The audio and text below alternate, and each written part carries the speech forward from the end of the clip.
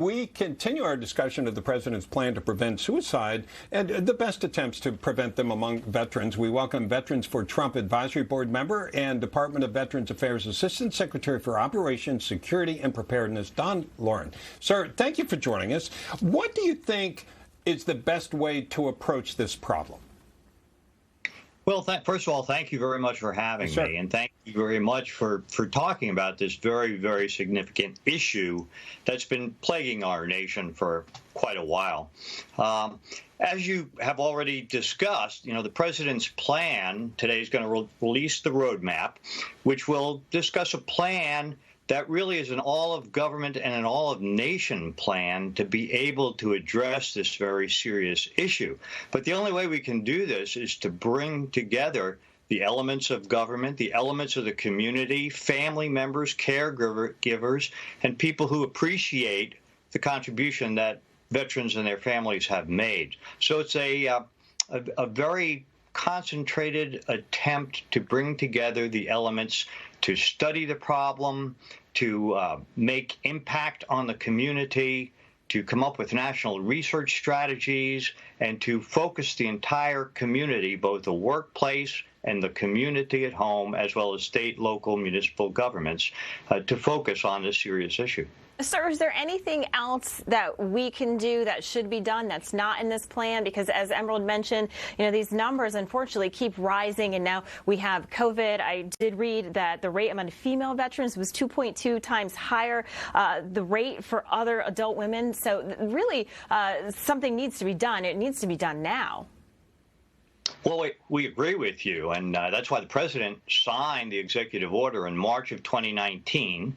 It took a year to be able to put together the response and the roadmap, and hopefully within the next hour, we're going to all see the results of that as the president announced his plan. But you're exactly right. Female veteran suicide rate is astronomically high. And, of course, unfortunately, male veteran suicide is about 1.5% higher than the adult norm in the country as well. And because of the many, many, many different impacts and pressures associated with service to the nation and the stress on family members in particular, these are very serious issues that have to be addressed. And it's going to take the entire nation, not just the VA, not just the medical community, all of us, family, friends, caregivers, neighbors, co-workers, to be able to sit down, look for the signs that may be affecting our veteran co-workers, and to make sure that we are as supportive as possible and that they get the help that they need. What do you think the most important thing is that is maybe lacking right now, or maybe needs more funding right now? Well, that's always an interesting issue. Funding is very important, and you have to fund the right activities. Just throwing money at the issue is not necessarily the right way to approach it.